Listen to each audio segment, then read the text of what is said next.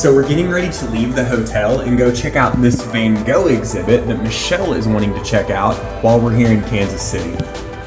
Side note, prime example of how friends will expand your perspective, because this is not something that Jolie and I would have chosen organically, and it was great. But even more interesting than the exhibit was the similarity that both Jesus Christ and Vincent van Gogh have in common. Stay tuned, back to the vlog.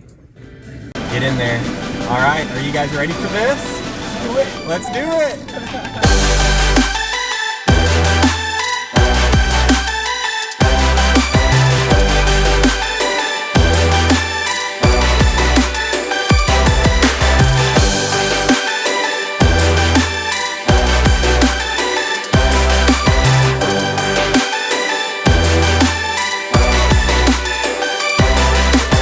Epic Road Trips 101. Number 1, it's imperative it's with humans you interest and that interest you. Number 2, you just gotta factor in an abundance of rest stops. With this group, you take lots of bathroom breaks. Number 3, the attempt has to be made to eat energy-inducing food and drink along the way. And number 4, and probably the most imperative, the undertaking requires a well-curated playlist of 90s hits. Following this doctrine of epic road trips, what is it called? Wolfpack Barbecue. The 3.5-hour drive passed like that, and we were in KC. That evening, we agreed upon the obligatory Kansas City-style barbecue before retiring to the hotel for the night in anticipation of the immersive Van Gogh experience. Starry Night, I'm pretty sure that's whenever he was in the asylum looking out the window and painting that. Some interesting facts about this painter. He's one of the most influential artists of all time.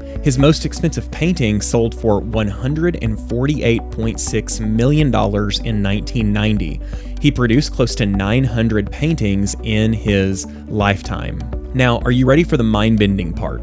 900 paintings, all the aforementioned accolades, and Van Gogh didn't begin painting until he was 27. Now that'll only half bend your brain. The other half is that he only painted for a decade. He died at 37. This got me considering other of life's late bloomers, probably because I would consider myself one.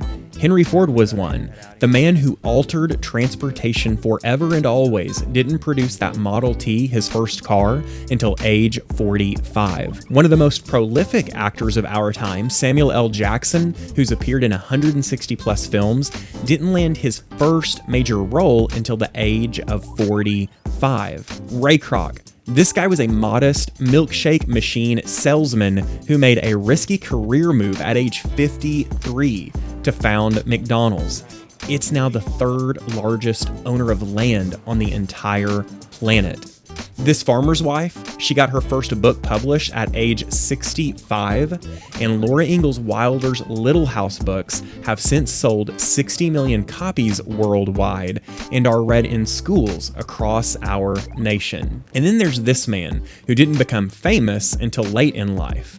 As a teacher, he educated tens of thousands during his lifetime. As a speaker, he inspired and changed the lives of innumerable people. He literally walked on water, healed the sick, raised the dead, calmed the sea, and transformed water to wine. He was personally tempted by Satan, and finally, he was arrested, crucified, and he was resurrected.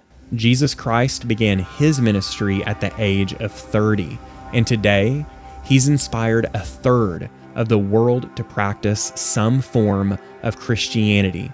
Seriously, who could manage this if not the divine? And Jesus calls older people to serve. Sara literally laughed out loud when God explained she would bear a child. She believed she was too old at the ripe age of 90. God's response? Is anything too hard for the Lord? She bore that child, who was later told that his descendants would be as numerous as the stars, and they were. The 12 original tribes of Israel came from Isaac's marriage to Rebekah. So while considering Van Gogh's 900 paintings and reflecting on life's late bloomers, my thought for you is the same that I would submit to a 19-year-old student who, over a cup of coffee, laments that they're too old, that it's too late to change their major to follow another area of service, that the time has passed them by. Whether you are 19 or 99, Is anything too hard for the Lord? Just take the first step. Like Jeremiah feared his age would keep him from contributing, God advised that he would do what God commanded, and if needed, God would rescue him. So what small step do you need to take right now to commit, to contribute, to serve, and to make an impact on this world for good and for God? Is there anything too hard for the Lord? Just take the first step. When needed, God will rescue you. And if you muster that step, what's left of your life in this world, it can become, well, a masterpiece. Tell them to enjoy life. And if they're lucky enough, they will enjoy life. I would tell them to try different things, see what they really want to do, take risks.